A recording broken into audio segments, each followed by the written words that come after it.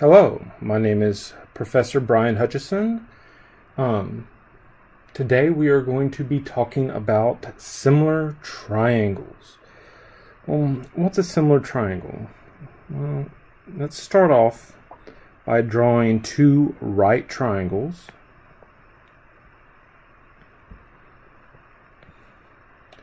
We'll call this angle A, angle B, angle C. We'll call this guy angle X, angle Y, and angle Z.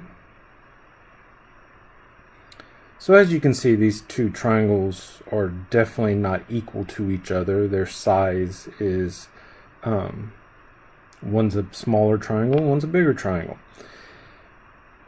But what makes them similar is that angle A and angle X are the same. And of course, C and Z are the same. And angle B and angle Y are the same. This makes them similar. And I'm going to ask, why do we need something to be similar triangles if we're going to play with this stuff? Well, I've got a Word document, and I just grabbed one. Don't mind the Greek letters for the alpha and the beta. But if I grab one side, focus on angle C up there. If I start to drag this, you can see that that angle C up at the top is getting narrower. Right? It's not in proportion with each other anymore. So if I let go of my finger right now, that second triangle is going to be very different from that first triangle. And then if I come over here to the right hand side and I start to drag that, just look at angle A, the one on the left, the alpha.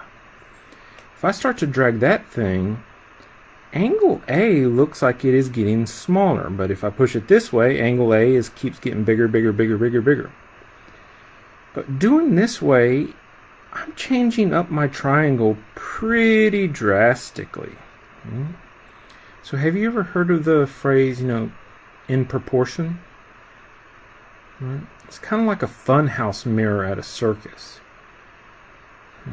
It starts to make things out of proportion. It makes a tall guy short, and somebody short tall, somebody skinny, adds on a few pounds. But I'm going to now pull the diagonal. Alright. So if I pull this way, does it look like the angles are changing? Not really. It's just that the entire triangle is getting bigger or smaller in proportion.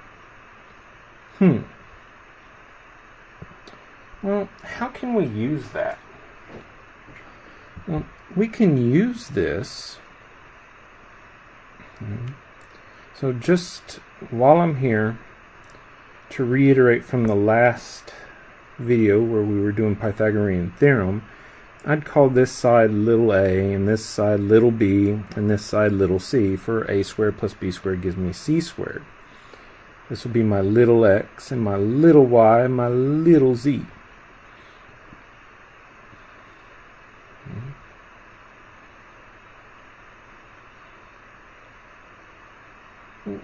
What's one of our favorite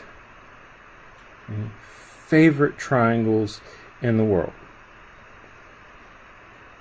That just happens to be a right triangle. A 3, 4, 5 triangle.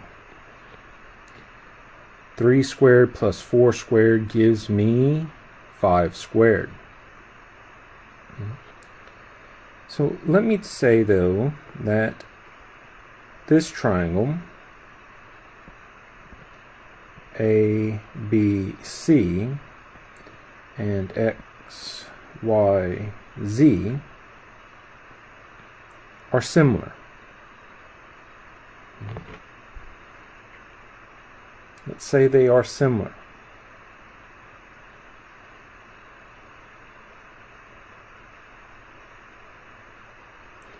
And I'm going to tell you that this side is 9. Right? 9 inches, 9 feet, 9 units. What is this guy? And I'm going to use an M just because the little z looks like the capital Z. So my M's my unknown. Can I find out what my M is? And the answer is absolutely. So looking at my little triangle, I can make a proportion that says 3 is to the 5 as 9 is to the M. 3 is to the 5 as the 9 is to the M. I don't know about y'all, but I love proportions. There's rules where we get to move things around, but usually the biggest rule students remember is cross multiplying, the butterfly method. 3m must be equal to 45. Divide both sides by 3. M must be a 15. Pause. Breathe. So we found out that M must be 15. Is there anything else we can do? How many proportions do we have? Well, the answer is we have quite a few. It's not just that the 3 is to the 5. I'm going to do this one in blue. I can say the 3 leg of the smaller triangle is to 9 as the 5 is to the M. It looks like a very different proportion, but cross multiply. You get the 3 in the M and the 9 in the 5. Oh, it's the same problem.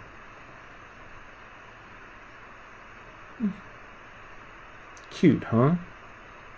So we can find missing sides as long as we know that we have like triangles. This opens up a lot of word problems. Not scary word problems, but neat word problems. So let's say we had a telephone pole.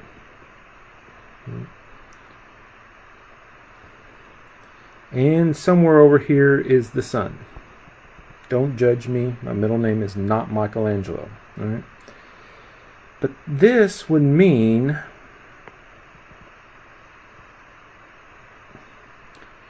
so I have some pole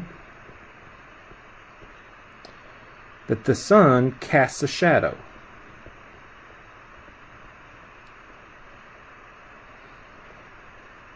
This little angle right here, right, is known as the angle of elevation to the sun, right, because we're looking up.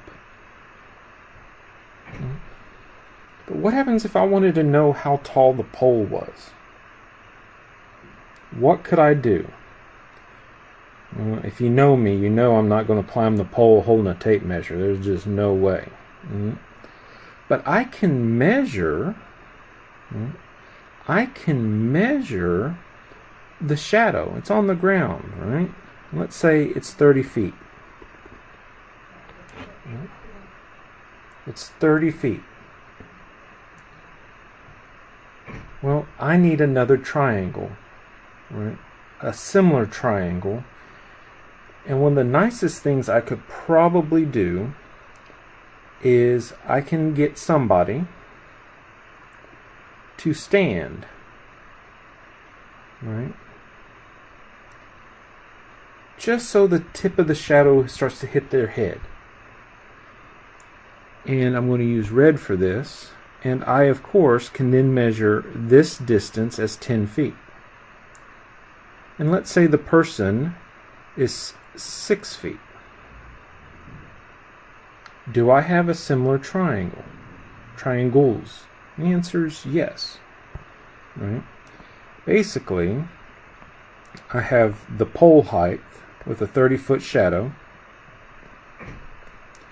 Then I got a smaller triangle with 6 foot and 10 foot that is also a right triangle.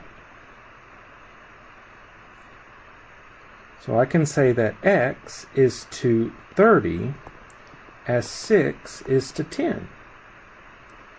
And when I cross multiply, that would give me 10x is equal to 6 times 30, which is 10x is equal to 180. Divide by 10, kill off those zeros, 18 over 1 is 18. This pole must be 18 feet tall. Right? That's cute.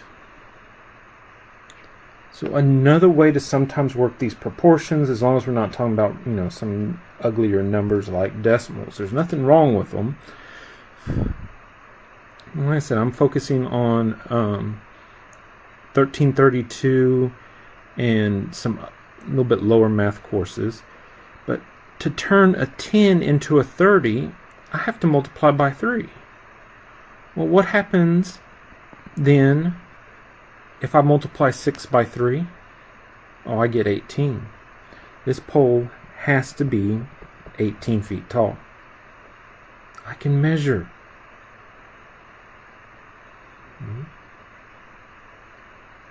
I can measure using similar triangles.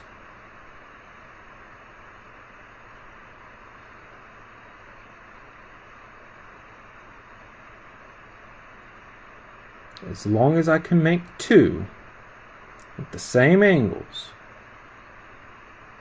and I can measure, right? I can relay those measurements upon the new triangle, just because everything has to be in proportion. So triangles deal with all sorts of math. There's trig for one reason, but triangles mess with everything. We make beautiful images with triangles. We can do so much with triangles, and there are neat things that are happening. So our next video is going to be talking about the trigonometric ratios, right? Trigonometric ratios. Yeah, I'm saying that right. I had to say it slowly. The trig ratios, sine, cosine, and tangent. But other than that, I hope you have a good day.